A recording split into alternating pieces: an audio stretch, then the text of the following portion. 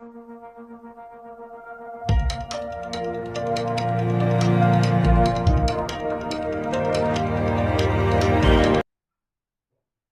Everyone, welcome to the learning loop online educational platform. Dear student, उम्मीद है आप सभी की तैयारी बहुत शानदार चल रही होगी। ठीक है, एग्जाम में बहुत ज़्यादा दिन अब नहीं बचे हैं। ठीक है ना। तो मैं उम्मीद कर रहा हूँ कि आप बढ़िया तरीके से रिवीजन कर रहे होंगे। ठीक है, और आपको जो भी स्ट्रेटेजी, जो भी प्लानिंग बताई गई है उसके अकॉर्डिंग आप काम कर रहे होंगे। ठीक है, तो हम बात कर लेते हैं। हमने एक सीरीज स्टार्ट करी थी जिसमें हम पिछले 4 सालों के पेपर्स को क्या कर रहे थे, सॉल्व कर रहे थे। साथ ही साथ हम ये देख रहे थे कि एग्जाम के लिए बेस्ट आंसर हम कैसे लिख रहे हो और उसका अप्रोच हम क्या लेके चल रहे हो। ठीक है, तो इन सब पर हमने पिछले, हम बात करें तो हमने काफ़ी सारी क्लासेस करी हैं जिसमें हमने लगभग, है ना, 4 साल के जो सारे पेपर्स हैं उनको कंप्लीटली पूरा कर लिया है। ठीक है, तो इस सीरीज के अंतिम पड़ाव में हम लोग जो है आज 2023 के ऑब्जेक्टिव क्वेश्चन डिस्कस करने वाले हैं। और इसके बाद एक क्लास आपको और मिल रही होगी जिसमें हम 2022 के जो ऑब्जेक्टिव क्वेश्चन है वो हम क्लियर कर रहे होंगे, है ना। साथ ही साथ मैं आपको ये भी बता दूं, अगर आप वीडियो फर्स्ट टाइम या क्लास फर्स्ट टाइम देख रहे हैं तो अब हमने कौन कौन सी चीजें कवर कर ली हैं। तो मैंने आपको 2025 का सबसे पहले पेपर कंप्लीट करवाया था। इस पेपर में मैंने सबसे पहले आपको ऑब्जेक्टिव क्वेश्चन कंप्लीट करवाए थे। उसके बाद मैंने 3 नंबर वाले क्वेश्चन, फिर 5 नंबर वाले और फिर 7 नंबर वाले क्वेश्चन। इसके बाद हम 3 नंबर वाली एक सीरीज लेकर आए थे जिसमें हमने 3 नंबर वाले सारे क्वेश्चन उठाए थे। और सबसे पहले हमने क्या किया था, इसमें 24 के 3 नंबर कंप्लीट करे थे। फिर हमने 23 किया था और फिर हमने क्या किया था, 2022 को कंप्लीट किया था। इस तरीके से हमने 3 नंबर वाले सारे क्वेश्चन कंप्लीट करे थे। फिर हमने 5 नंबर वाली एक सीरीज बनाई थी जिसमें हमने सबसे पहले क्या लिया था, 2024 को लिया था या पेपर को लिया था, फिर 23 के पेपर को लिया था और फिर 22 के पेपर को लिया था। इसी क्रम में फिर हमने क्या किया था, 7 नंबर वाले क्वेश्चन कंप्लीट करे थे जिसमें मैंने सबसे पहले आपको 24 कंप्लीट कराया था, फिर 23 कंप्लीट कराया था और फिर 22 कंप्लीट कराया था। ठीक है, और इसके बाद मैंने आपसे कहा था कि मैं आपको ऑब्जेक्टिव क्वेश्चंस कंप्लीट कराऊंगा। तो ऑब्जेक्टिव क्वेश्चन जो है इसमें मैंने 2024 आपको कंप्लीट ऑलरेडी करा दिया है, ये वीडियो आपको मिल गई है। ठीक है, इसके बाद हम आज की क्लास में 2023 के ऑब्जेक्टिव कंप्लीट करने वाले हैं और इसके बाद वाली क्लास में हम 2000 क्या करने वाले हैं, 22 को कंप्लीट करने वाले हैं। तो इस तरीके से हम अपने 4 साल के जो पेपर्स हैं 10th क्लास के वो हम सारे कंप्लीट कर लेंगे। आगे हम अगर बात करते हैं, ठीक है, तो आगे मेरी ये कोशिश रहेगी कि आपको 12th आईटी का पेपर भी कम से कम 2 या 3 साल का कंप्लीट कराने की, है ना। तो जैसे ही आपका ये पेपर जो है वो 14 तारीख को है, ठीक है, तो 14 तारीख के पहले आपको ये सारे लेक्चर्स मिल जाएंगे, है ना। इसके बाद हम, जो हमारे पास टाइम बच रहा है इसमें मेरी कोशिश रहेगी कि हम 12th के आईटी के पेपर्स भी कंप्लीट कराने का प्रयास करेंगे। ठीक है, आपको मैं एक चीज और बता दूं, ठीक है, मैंने एक सीरीज बनाई हुई थी लगभग 1 से 1.5 महीने पहले। सीरीज का नाम था कि बोर्ड एग्जाम में हम 95 या 90 प्लस स्कोर कैसे कर सकते हैं। उसके लिए मैंने लगभग आपको 13 से 14 क्लासेस अवेलेबल कराई थी। उसमें मैंने सारी स्ट्रेटेजी और सारी प्लानिंग आपको बताई थी। इसी में एक बहुत महत्वपूर्ण क्लास है जिसको हम लेक्चर नंबर 9 कहेंगे या क्लास नंबर 9 कहेंगे, है ना। तो क्लास नंबर जो 9 है ये हमारी किस चीज पर बेस्ड है, इसमें आपको बोर्ड परीक्षा हॉल में जाने के पहले और बाद में कौन कौन सी सावधानियां रखना है और अपने, है ना, ब्रेन को किस तरीके से सेट करना है, अपना माइंड सेट कैसे बनाना है। ठीक है ना, क्योंकि एग्जाम के पहले जो एक दिन होता है या जो 24 घंटे होते हैं उसमें हमारा जो ब्रेन है या जो माइंड है ना, वो माइंड सेट हमारा थोड़ा सा क्या हो जाता है, डिस्टर्ब हो जाता है। एग्जाम को लेकर हमारा प्रेशर, तैयारी नहीं है, ठीक है, रिवीजन नहीं हो रहा। तो ये सारी चीजें मैंने इस वीडियो के अंदर बताई हुई है ना। तो जो भी लोग इस क्लास को देख रहे हैं, है ना, तो आप कोशिश करें कि ये सीरीज का लेक्चर नंबर 9 आप जरूर अटेंड करें। ठीक है, इस क्लास में आपको सारी चीजें बताई गई है ना, तो आपको काफी ज्यादा फायदा मिलेगा। इसकी जो लिंक है वो आपको डिस्क्रिप्शन में भी मिल जाएगी और आप प्लेलिस्ट में सीधे जा सकते हैं, वहां पर आपको ये क्लास लेक्चर नंबर 9 में मिल जाएगी। ठीक है, तो हम आज की क्लास स्टार्ट करते हैं। आज का हमारा जो टारगेट है, हमारी जो क्लास है वो 2023 के ऑब्जेक्टिव क्वेश्चन के ऊपर बेस्ड है। ठीक है ना, चलिए, तो सबसे पहले हम बात कर लेते हैं। हम, जैसा कि हमें पता है कि हमारे जो क्वेश्चन पेपर है उस क्वेश्चन पेपर के अंदर सबसे पहले ऑब्जेक्टिव क्वेश्चन में 4 प्रकार के क्वेश्चंस आते हैं जिसमें विकल्प आते हैं, है ना, फिल इन द ब्लैंक्स या खालिस्तान आते हैं, ठीक है, सही जोड़ी आती है और ट्रू फॉल्स आते हैं ना, मैच द कॉलम, और क्या आते हैं, ट्रू फॉल्स आते हैं। तो आज हम सबसे पहले स्टार्ट कर रहे हैं यहाँ पर क्या, ऑब्जेक्टिव क्वेश्चन में हम विकल्प वाले क्वेश्चन देख रहे हैं। ठीक है, जिसमें आपको 4 ऑप्शंस मिल रहे होते हैं। तो पहला क्वेश्चन आपसे 2023 में पूछा गया था कि निम्नलिखित वाक्य में इनडायरेक्ट ऑब्जेक्ट की पहचान करना है ना। तो आपको पता है रोजगार कौशल की जो यूनिट नंबर 1 है उससे ये सेक्शन लिया गया है या वहां से ये क्वेश्चन बन रहा है। ठीक है, ऑब्जेक्ट क्या होता है, सब्जेक्ट क्या होता है, इनडायरेक्ट ऑब्जेक्ट क्या होता है, ये सारी चीजें हमने वहां पर पढ़ी हुई है। ठीक है, तो जो सेंटेंस है वो क्या है, the band played music for the audience. ठीक है, अब आपको इसमें इनडायरेक्ट ऑब्जेक्ट की क्या करनी है, पहचान करनी है। तो सबसे पहले हमें सेंटेंस को देखते हैं। तो सेंटेंस में सबसे पहले हमें क्या मिल रहा है, द बैंड लिखा हुआ है। तो द बैंड जो होगा ये सेंटेंस में क्या हो जाएगा, सब्जेक्ट हो जाएगा। ये क्या हो जाएगा, सब्जेक्ट हो जाएगा। सब्जेक्ट को हम हिंदी में क्या बोलते हैं, कर्ता, यानी ठीक है, क्या बोलते हैं इसको, हम कर्ता बोलते हैं। इसके बाद हम बात करते हैं, यहां पर क्या आता है, प्लेड लिखा हुआ है। तो प्लेड जो होगा ये क्या हो जाएगा, वर्ब हो जाएगा। प्लेड क्या हो जाएगा, वर्ब हो जाएगा। वर्ब को क्या बोलते हैं हम, क्रिया। मतलब प्लेड जो है आपका, ये क्या है, आपकी वर्ब है। वर्ब को क्या बोलते हैं हम, वर्ब को बोलते हैं हम क्रिया। ठीक है, इसके बाद हम बात कर लेते हैं नेक्स्ट, आपको यहां पर मिलता है म्यूजिक। तो म्यूजिक क्या हो जाएगा, म्यूजिक हो जाएगा यहां पर डायरेक्ट ऑब्जेक्ट। म्यूजिक क्या हो जाएगा आपका, डायरेक्ट ऑब्जेक्ट। डायरेक्ट ऑब्जेक्ट का मतलब क्या होता है, जिस पर क्रिया का सीधा प्रभाव पड़ता है ना सेंटेंस में, उसको हम क्या बोलते हैं, डायरेक्ट ऑब्जेक्ट बोलते हैं। तो म्यूजिक जो होगा वो क्या हो जाएगा, डायरेक्ट ऑब्जेक्ट हो जाएगा। इसके बाद हम देखते हैं, तो यहां पर क्या लिखा हुआ है आपका, ऑडियंस लिखा हुआ है। तो ऑडियंस हमारा क्या हो जाएगा, यही हमारा जो है वो आंसर बनेगा। इसको क्या बोलते हैं हम, इनडायरेक्ट ऑब्जेक्ट। इनडायरेक्ट ऑब्जेक्ट का मतलब क्या होता है, जिसके कारण क्या हो रहा है, संगीत बजाया जा रहा है या ये चीज हो रही है, उसको हम बोलते हैं, ठीक है, इनडायरेक्ट ऑब्जेक्ट, है ना। तो इनडायरेक्ट ऑब्जेक्ट जो है आपका वो क्या हो जाएगा, ऑडियंस। ठीक है, जिसके कारण क्या हो रहा है, संगीत बजाया जा रहा है। मतलब जो ऑडियंस बैठी हुई है उसी के लिए यहाँ पर क्या हो रहा है, म्यूजिक प्ले किया जा रहा है या संगीत को बजाया जा रहा है। तो ऑडियंस जो होगी वो क्या बन जाएगी, इनडायरेक्ट ऑब्जेक्ट, है ना। तो ये क्वेश्चन आपसे, अगर हम पिछले 4 सालों में बात करते हैं तो इस तरह का पहला क्वेश्चन ये पूछा गया है। तो हम आगे उम्मीद कर रहे हैं कि अगर इस तरह के क्वेश्चन आएंगे तो आप बड़े आराम से उसको डील कर लोगे, अगर आपने ये ग्रामर वाला सेक्शन कवर किया होगा। ठीक है, अगला क्वेश्चन हमारा आता है कि हाइपर लिंक की शॉर्टकट की क्या है ना। हाइपर लिंक क्या होता है, मैंने आपको पिछले सेशंस में या पिछली क्लासेस में काफी बार ये क्वेश्चन कराया हुआ है। एब्सोल्यूट हाइपरलिंक भी कराया है, ठीक है, ये भी कई बार एग्जाम में। रिलेटिव हाइपरलिंक भी आपसे पूछा गया है ना। और हाइपरलिंक क्या होता है ये भी मैंने बताया हुआ है। ठीक है,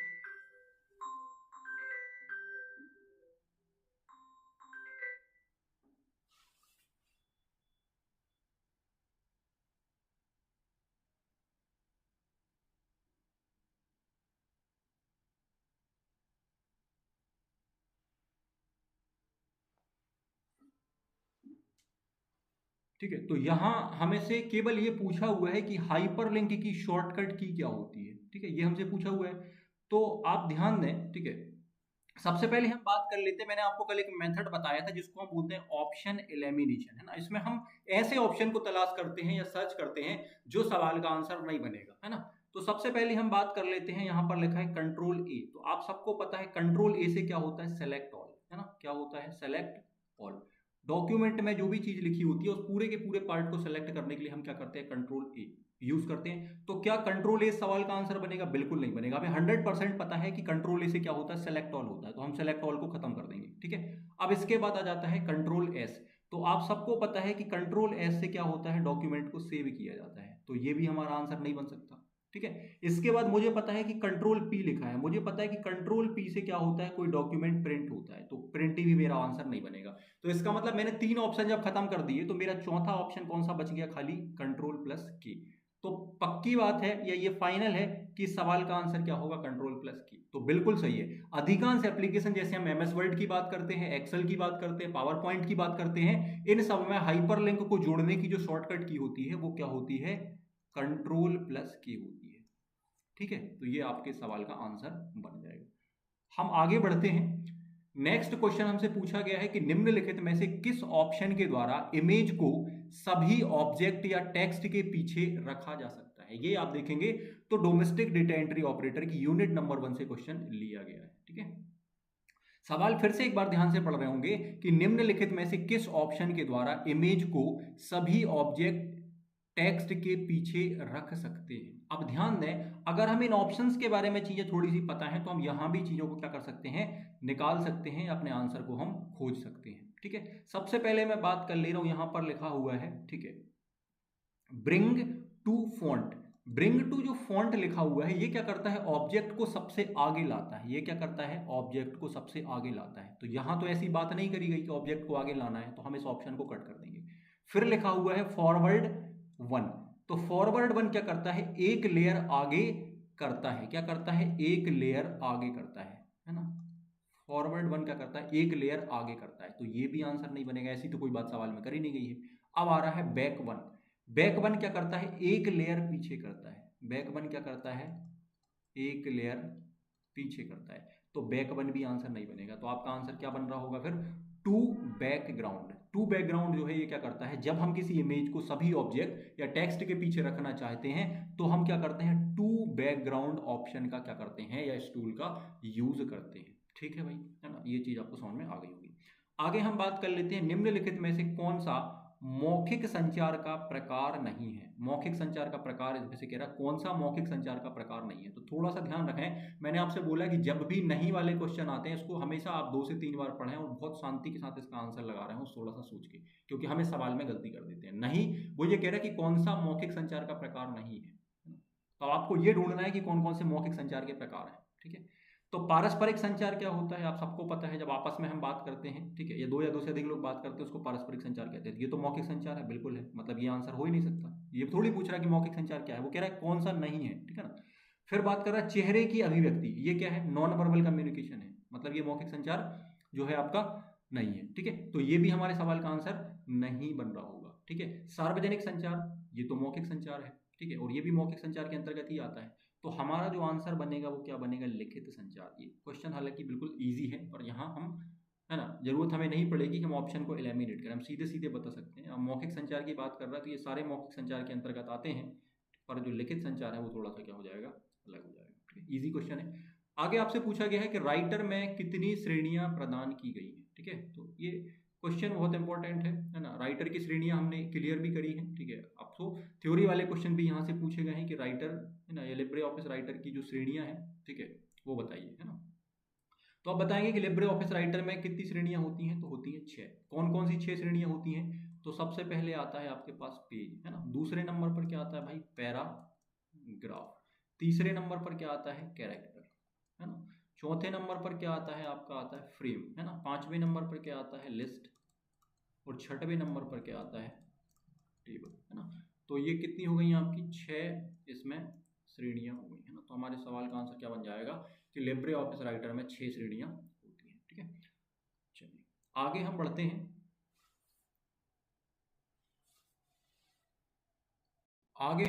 तो आगे हमें मिलते हैं फिल इन द ब्लैंक्स, मतलब खालिस्तान। ठीक है, पहला क्वेश्चन आपसे पूछा गया है कि अपने मॉनिटर को कम से कम खालिस्तान लंबाई की दूरी पर रखना चाहिए। ठीक है, हमने 9th क्लास में भी ये टॉपिक पढ़ा हुआ है, बहुत अच्छे से कवर किया है ना। कीबोर्ड स्किल के अंदर आपको टाइपिंग एर्गोनॉमिक्स मिलते हैं, जहां पर आपको ये सवाल देखने के लिए मिलता है।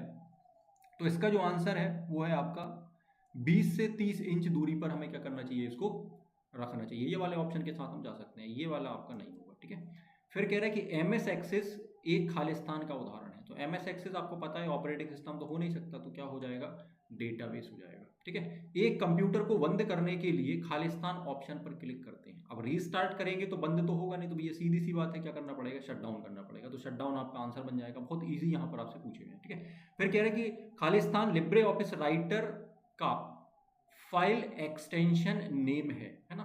तो ध्यान देना, लिब्रे ऑफिस राइटर का फाइल एक्सटेंशन नेम हमें पता है क्या होता है, डॉट ओडीटी होता है। ठीक है, डॉट टीएक्सटी नहीं हो सकता। डॉट टीएक्सटी जो होता है ये नोटपैड फाइल का एक्सटेंशन नेम होता है। आप इसको कैंसिल कर देंगे तो आपका आंसर क्या बन जाएगा, डॉट ओडीटी। इसके बाद हम 5th नंबर पर जाते हैं। तो 5th नंबर पर आप देखते हो खालिस्तान के साथ मैक्रो के नाम की शुरुआत की जाती है। तो मैक्रो के नाम की शुरुआत हमेशा किससे करी जाती है, लेटर से करी जाती है। तो इसका आंसर क्या बन जाएगा, लेटर। नंबर आपका जो होगा वो कैंसिल हो जाएगा। ठीक है, हम आगे बढ़ते हैं। तो यहाँ पर मैच द फॉलोइंग या टेबल्स हमें मैच करानी होती है, जिसको हम सही जोड़ी बोलते हैं। ये आपसे पूछा गया है 2023 में, है ना। सबसे पहला ऑप्शन यहाँ पर हम देख लेंगे, क्रॉप पूछा गया है, इमेज से रिलेटेड है, आपको पता है। ठीक है, डीबीएमएस, प्रिंटर, प्राकृतिक आपदा और सेलेक्ट ऑल, बहुत इजी ये हुए हैं, है ना। बहुत इजी आपसे पूछे गए हैं, बहुत आसानी से आप इसको क्या कर सकते हैं, मैच करा सकते हैं, है ना। तो क्रॉप जो है वो किससे रिलेटेड है भाई, इमेज से संबंधित है ना। इमेज को ही हम क्या करते हैं, क्रॉप करते हैं, और इमेज के जब अनचाहे या अनवांटेड हिस्से को हम क्या करते हैं, कट करते हैं। ठीक है, तो उसे ही क्या कहा जाता है, क्रॉप करना कहा जाता है, या काटा जाता है उसे क्रॉप करना कहा जाता है। ठीक, फिर आती है डीबीएमएस की बात। तो डीबीएमएस किसके साथ मैच कर रहा होगा, लिब्रे ऑफिस बेस के साथ। इसी को हम डीबीएमएस बोलते हैं, लिब्रे ऑफिस बेस को हम बोलते हैं डेटाबेस या बेस। ठीक है, फिर आता है प्रिंटर। तो प्रिंटर क्या है भाई, एक हार्डवेयर डिवाइस है। तो प्रिंटर किसके साथ मैच कर जाएगा, हार्डवेयर डिवाइस के साथ। ठीक है, प्राकृतिक आपदा क्या है, तो ये भूकंप है, ये भूकंप में आ जाएगा। और सेलेक्ट ऑल के लिए हम क्या यूज करते हैं, अब भी थोड़ी देर पहले हमने डिस्कस किया है, तो कंट्रोल ए। मैंने आपको एक बात बताई कि पेपर को बहुत ध्यान से आपको 5 से 10 मिनट पढ़ना है। क्यों पढ़ना है, बहुत सारे क्वेश्चन पेपर के अंदर छुपे होते हैं। अभी थोड़ी देर पहले कंट्रोल ए की हमने बात करी थी, ठीक है, और कंट्रोल ए आपको यहाँ पर मिल रहा है, ठीक है, सेलेक्ट। आगे हम बढ़ जाएं, ठीक है, तो यहाँ पर आप देखोगे ट्रू फॉल्स आपसे पूछे गए हैं, है ना। तो एक क्वेरी को चलाने के लिए F5 क्या उसकी शॉर्टकट की होती है, तो ये आपका गलत है। F5 शॉर्टकट की नहीं होती है क्वेरी को चलाने के लिए, है ना। तो आज का क्वेश्चन जो है कमेंट में आपको बताना है, ठीक है, इसका आंसर मैं आपको नहीं बता रहा हूं, ये आपको बताना है, ठीक है, कि एक क्वेरी को चलाने की शॉर्टकट की क्या है। आप कमेंट के माध्यम से अपना आंसर दे सकते हैं, ठीक है। अगला क्वेश्चन आता है, नियोक्ता और कर्मचारी कार्यस्थल सुरक्षा के लिए जिम्मेदार होते हैं क्या। तो थोड़ा सा इसको ध्यान से पढ़ रहे होंगे कि नियोक्ता मतलब जिसने आपकी नियुक्ति करी है, ठीक है, और दूसरा कर्मचारी जो काम करने वाला है, ठीक है, या कंपनी के मालिक को भी हम नियोक्ता बोल सकते हैं। तो जो नियोक्ता है ये और जो कर्मचारी है, ये दोनों ही कार्यस्थल की सुरक्षा के लिए जिम्मेदार होंगे। तो बिल्कुल सही है ना, बिल्कुल होंगे जिम्मेदार, है ना। तो ये क्या हो जाएगा आपका, सही हो जाएगा। फिर एक क्वेश्चन आता है कि एक बार टीओसी टेबल ऑफ कंटेंट बन जाने के बाद क्या इसको एडिट नहीं कर सकते। तो बिल्कुल गलत बात है, आप एडिट कर सकते हो। तो ये वाला हमारा क्या हो जाएगा, असत्य हो जाएगा या गलत हो जाएगा, ठीक है। फिर आपसे क्वेश्चन पूछा गया है कि प्रत्येक मैक्रो को एक नया नाम देना चाहिए क्या। तो बिल्कुल सही बात है, जब भी आप नया मैक्रो बनाते हैं तो उसको एक नया नाम आपको देना पड़ेगा, ये बात सही है, ठीक है। अगला क्वेश्चन आपसे पूछा, क्या हम एक स्प्रेडशीट को साझा नहीं कर सकते क्या। मतलब ये कहना चाह रहा है कि जो स्प्रेडशीट है क्या आप उसको शेयर नहीं कर सकते हो। तो बिल्कुल कर सकते हैं भाई, ये गलत बात है ना। तो क्या हो जाएगा, ये गलत हो जाएगा। हम इसको साझा कर सकते हैं, है ना। इनके द्वारा जो कही गई बात है वो क्या हो जाएगी, असत्य हो जाएगी या गलत हो जाएगी, ठीक है। तो उम्मीद है ना, आपको सारे क्वेश्चंस ठीक तरीके से समझ में आए होंगे, ठीक है। किसी भी तरह की समस्या के लिए या क्वेरी के लिए आप कमेंट कर सकते हैं, ठीक है, या जो भी आपके, है ना, सोशल मीडिया ग्रुप्स बने हुए हैं, टेलीग्राम, व्हाट्सअप, इनके माध्यम से आप संपर्क कर सकते हैं, ठीक है।